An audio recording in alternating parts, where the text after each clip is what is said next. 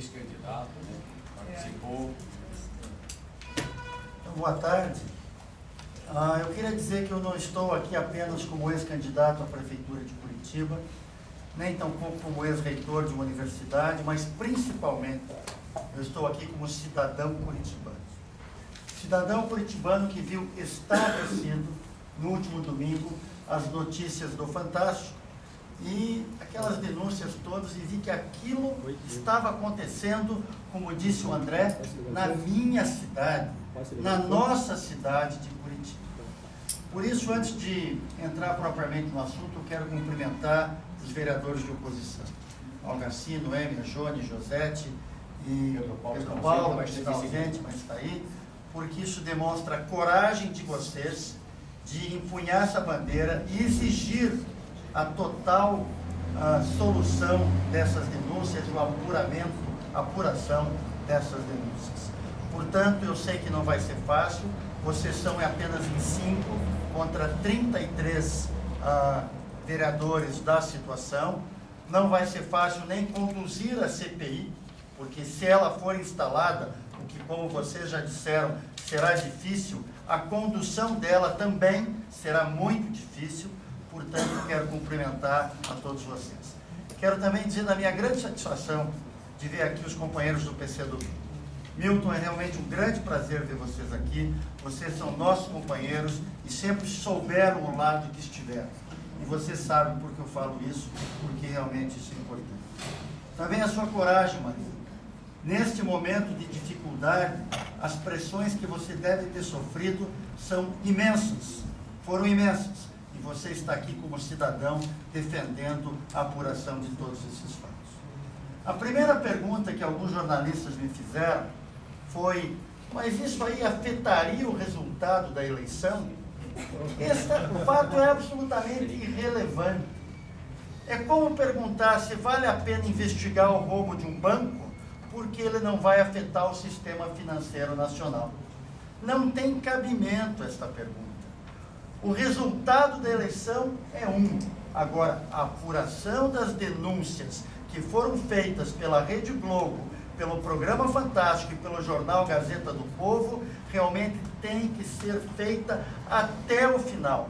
Não pode deixar um item sem realmente ser procurado tudo isso. Porque eu quero dizer para vocês que, como candidato que fui derrotado, eu não tenho nenhuma vergonha de perder a eleição. Perder não é vergonha para ninguém, desde que seja um jogo limpo. Quando o jogo não é limpo, isto revolta a todos nós, não somente os candidatos, mas também os eleitores.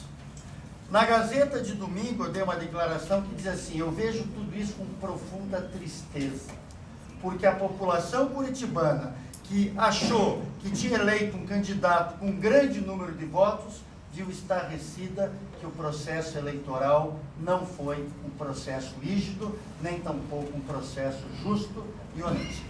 Então, nós temos obrigação de fazer essa apuração como um todo. Eu acho que, eu andei muito nessa cidade, andei com você, andei com a Noêmia, andei com os nossos candidatos do PMDB, com você, Duarte, e eu aprendi que o curitibano tem um grande valor e dá um grande valor para a sua cidade. Ele é cioso da sua cidade. Mas o curitibano é mais cioso da democracia e da honestidade democrática. Ele vai votar acreditando que aquele seu voto é capaz de fazer a diferença. E que naquele dia todos são iguais, porque esse é o processo democrático que nasceu lá atrás na Grécia, mas que vem sendo aprimorado a cada ano no nosso país. Portanto, eu acho que a grande perda que a gente vê é esta falta de credibilidade que a população vai começar a ter. Então, o que se trata a partir de agora é devolver a credibilidade do processo eleitoral à cidade de Curitiba e ao município de Curitiba. A outra questão que me preocupa é assim: se o método utilizado para as eleições é aquele que eu vi no Fantástico, eu quero saber qual é o método utilizado para a administração pública desta cidade. Como é que se administra essa cidade? É da mesma forma? É da mesma forma? Então eu acho que essa pergunta também tem que ser feita. Por último, eu queria dizer que durante o processo eleitoral, 3 coisas me intrigavam, e me intrigavam profundamente. A primeira era o grande número de coligações que havia no candidato da situação, na candidatura da situação. Eu lembro que a rádio, o programa de rádio, ele dizia alguma coisa antes de começar a fala do candidato da situação, que eram os partidos coligados. Era tão rápido aquilo e tão cheio de sigla que era impossível saber até quantos eram os partidos coligados. Se não me falha a memória, eram 11 ou era mais que isso? Eu não tenho nem lembrança disso. Né? Eram tantas as coligações, e aí eu não entendi, afinal, eu fui candidato de primeira viagem, né? Ou marujo de primeira viagem. Como é que se pode fazer tanta coligação de um lado, e nós, PMDB, de chapa pura, os outros com 1, 2 coligações no máximo? Qual é esse segredo? Isso me causava espécie. E hoje eu estou vendo que o segredo está sendo revelado. Esta compra de apoio político tem que ser investigada profundamente. A outra coisa que me causava espécie na campanha era o volume de campanha do candidato da situação. Olha, eu fiz força. Do Ático, nós andamos essa cidade inteira.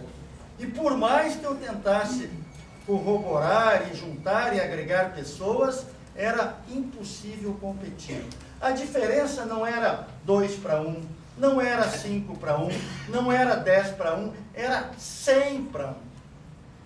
O número de bandeiras, quem sabe o PMDB tivesse, era o número de veículos que o outro candidato tinha. Então era uma coisa tão absurda, então nós temos que investigar isso também.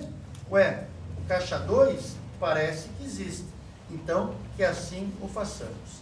E eu quero terminar com uma frase que eu ouvi. Uma vez eu fui, durante a campanha, no Fórum de Cidadania do Lixo. E eu estava sentado e atrás de mim tinham alguns assessores do candidato da situação, do atual prefeito. E um deles disse assim: essa eleição nem Deus tira do Beto. Eu aprendi na minha vida que a justiça divina pode tardar, mas ela não faz. Obrigado, gente.